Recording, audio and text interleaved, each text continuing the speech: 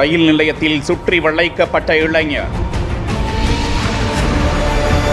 சிறுமி பாலியல் வழக்கில் இளைஞர் அளித்த பரபரப்பு வாக்குமூலம். மதுக்கடைக்கு சென்றுவிட்டு திரும்பியவரை பொறி வைத்து பிடித்த போலீஸ்.